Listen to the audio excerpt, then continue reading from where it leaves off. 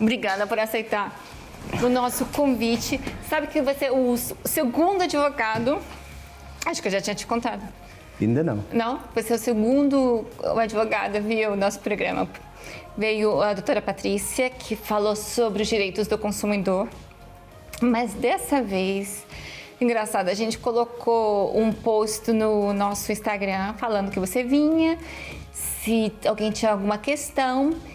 E sem falar que as suas especialidades eram parentalidade, família, Família e criminal, surgiram só perguntas sobre parentalidade.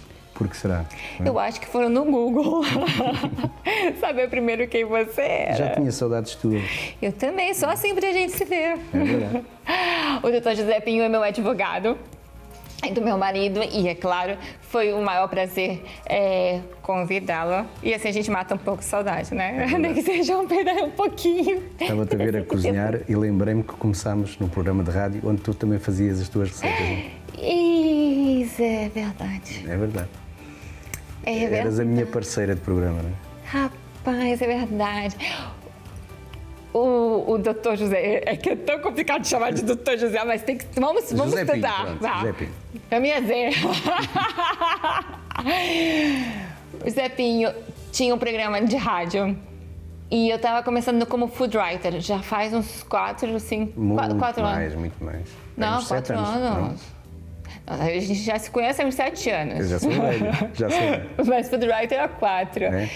E ele tinha um programa e me desafiou a ir todos os sábados ao programa, dar uma ou duas receitas e falar um pouco. E eu levava as receitas ao programa, a gente provava. E agora estava-me a lembrar disso. Mas não percamos tempo, senão depois deixas de ter... É verdade, mas que memória bacana.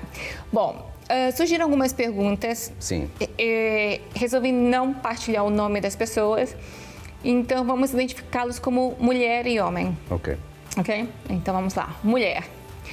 Questão é sobre parentalidade. Por que é difícil o Tribunal de Menores atribuir guarda total para os pais nos casos em que o outro progenitor abandona os filhos? Pais que pagam a pensão, mas não querem ter contato com os filhos. É uma questão que me revolta porque ficamos dependentes da vontade de alguém que usa o poder parental apenas para dificultar a vida de quem verdadeiramente se importa com os filhos. Está um pouco confusa a pergunta, não é? Faz-me um pouco impressão, eu que sou pai e tu que és mãe, alguém abandonar os filhos, não é? Totalmente. Faz um pouco impressão, ainda por cima eu que estou nesta área, custa-me bastante que isto aconteça. Mas isso não funciona bem assim, porque ninguém pode obrigar um pai ou uma mãe que paga uma pensão de alimentos a fazer as visitas que estão estipuladas na relação das responsabilidades parentais. Ninguém pode obrigar, não é? Agora, podemos sim ir a um tribunal pedir o incumprimento de alguma coisa que não seja a ser cumprida, entendes? Ok. Agora, se eu pago uma pensão de alimentos e não quero ver o meu filho, e tenho direito a ver o meu filho, tenho as visitas marcadas para ver o meu filho e não o quero, ninguém o pode obrigar a fazer isso. Mas que é triste, percebes? É muito triste. Agora, se for ao contrário, se for, por exemplo, eu que quero ver o meu filho... Mas não pago, aí é diferente. É diferente. Aí tem razão para Aí há um incumprimento e qualquer pessoa pode ir ao tribunal ou o próprio Ministério Público fazer essa situação, não é? Pois é, o não querer ver o filho é uma situação triste, mas... É triste. Não tem como a lei se manter. É triste. Uma outra, mulher. Meu marido traiu-me, posso pedir a guarda total dos meus filhos por esta razão? Não tem nada a ver. É. Uma coisa são a violação dos deveres conjugais que pode levar a um divórcio sem consentimento do outro, não é? Outra coisa são as responsabilidades, a relação das responsabilidades parentais do menor ou de vários filhos, o que quer que seja. As coisas não podem ser misturadas, não é?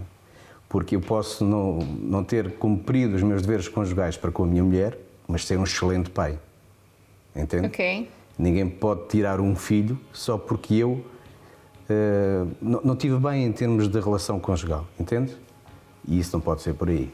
Ou seja, no caso dela que é mulher, em nenhuma hipótese isso conta no tribunal. Não, porque ou o pai pode ser inibido ou pode ser limitado às suas visitas com os filhos por algum comportamento menos próprio em relação aos próprios filhos, se for em relação a uma traição numa relação conjugal, isso não pode acontecer.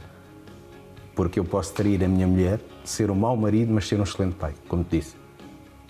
Ou seja, se a mulher quiser, entre aspas, se vingar, não é por aí. Não, nem usem os filhos para isso. Sim. Nem usem os filhos para isso. Mas na hora da raiva, né? Não vale a pena, não vale a pena. Só quem sofre são os miúdos e mais tarde eles vão se lembrar de tudo. De tudo. Isso é muito complicado para colocar alguém para entender isso na hora da cabeça quente. Isso Olha, a mim aconteceu uma coisa curiosa uma vez, que eu era advogado de uma pessoa, de um homem em que o filho ia ser ouvido. O filho tinha 9 anos. E eu disse, olha, o seu filho vai ser ouvido, não lhe ofereça prendas, não meta nada na cabeça do miúdo, porque ele depois vai a tribunal e vai dizer, o meu pai disse-me para fazer isto e deu-me isto.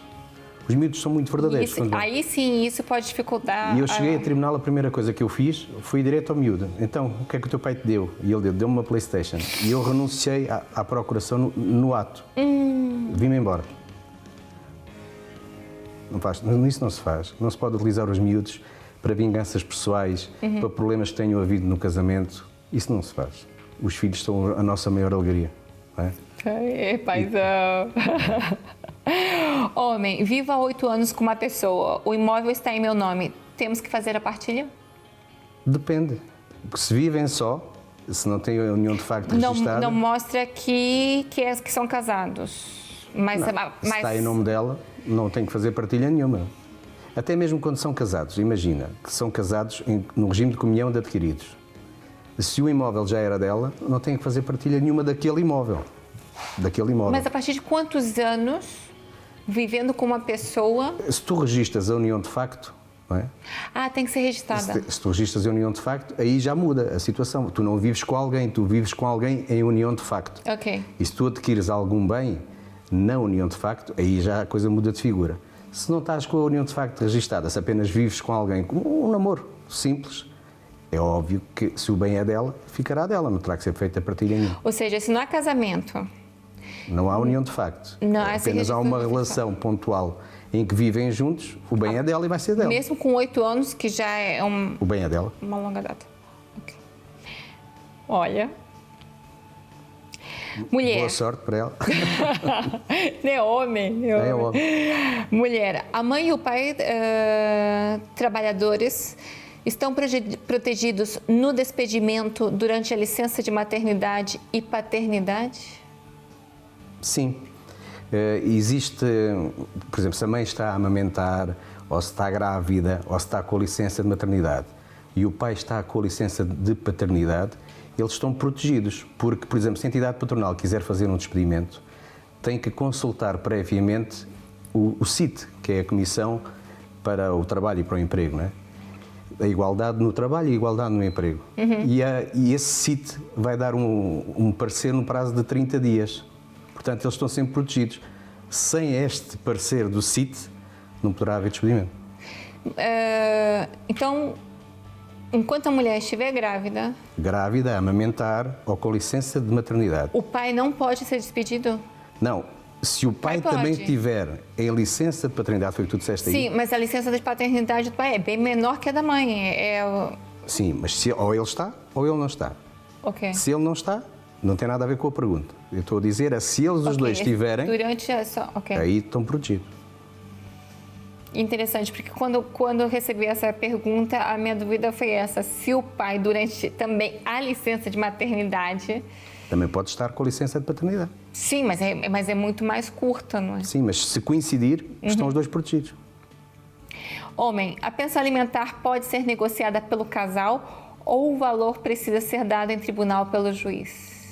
Repara, se nós temos uma relação ótima, imagina que somos um casal, não é? Temos uma boa relação, separamos-nos, obviamente que nós podemos acordar até as visitas, podemos acordar as férias, podemos acordar a pensão de alimentos, isto fica tudo entre nós, não é necessário que vá para tribunal.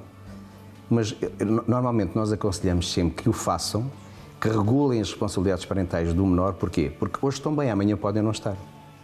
Entendes? Portanto, mesmo que vocês acordem num valor, ou que nós acordemos, imagino que ambos o tal casal, nós deveríamos ir para tribunal ou à conservatória para que fique regulada essas responsabilidades parentais e que esse valor fique estipulado, mesmo por acordo, fique estipulado, entendes? Porque hoje estão bem, amanhã podem não estar. Porque normalmente, neste tipo de situações, no início está tudo muito bem. Quando está bem, não é? Porque às vezes começa Sim, mal. o problema é quando surge uma terceira pessoa, é Ou sempre quarta, arriscado. ou quinta, não é? Pois é, se calhar... É sempre bom que esteja homologado em sentença por um juiz. Ok, homologado em sentença por um juiz. Talvez... Mesmo que haja acordo Sim. nessa pensão de alimentos, uma homologação é sempre mais tranquila. Protege mais Até por um futuro as incumprimento. crianças. Porque o pai ou a mãe que está obrigado a dar a pensão de alimentos, se incumpre, se tiverem só por amizade, não podem fazer nada. Sim. Não é? Se estiver homologado, já podem pedir um incumprimento. Para finalizar, homem. A minha mulher fugiu com as minhas filhas quando viajei a trabalho. Depois de localizá-la em casa dos seus pais, fui com a polícia até o local, mas ela nega-se a deixar-me ter qualquer contato com as miúdas. Como devo proceder? Nesse caso, a polícia, quando vai, só registra o auto. Portanto, ele vai ter que fazer mesmo a queixa, não é? A queixa de subtração de menor e tem que ir fazer a queixa no Tribunal de Família e Menores para que seja regulado imediatamente as responsabilidades parentais dessa menor. Isso aí eu acho que essa é uma questão mais... Ele tem que fazer alguma coisa. É. Porque só o chamar a polícia normalmente vai lá, registra o auto, mas não faz nada sem que haja um processo em curso. Nesse caso, é um processo de subtração de menor. Não é? E é um processo já mais complicado, né? É, e isso acontece com muita frequência. Sim. Às vezes os pais ou as mães sentem-se impotentes para conseguir fazer alguma coisa. Porque às vezes não têm dinheiro para contratar advogados, às vezes não sabem como fazer, mas há sempre a hipótese de recorrerem à Segurança Social e pedirem apoio judiciário. Obrigada pela tua informação. Para te encontrar, como é que a gente faz? Tem o site? Sim. Basta entrar em contato. Basta ir ao site advogados.lisboa.pt. Exatamente. Lá tem os teus contatos. Sim, se precisarem de advogado, familiar ou criminalista. Exatamente. Obrigada. Olha, fica Obrigado, o convite para você vir mais vezes. Quando tu quiseres, já sabes que eu estou cá. Não está nada, vai para os Estados Unidos agora. Tem que ver, estás a ver? Está falando quanto que você. Tem que ver o filho que está lá a estudar. Exatamente, a família está em primeiro lugar. Por isso é que eu digo, como é que é possível alguém abandonar os filhos quando ele está lá por estudo e eu estou aqui em pânico, não é? E eu estou com a minha batatinha lá em França, olha, fazer o quê? Zé, obrigada Nada, és uma pela tua querida. ajuda. Quando quiseres, E o nosso sofá fica aqui sempre à tua disposição.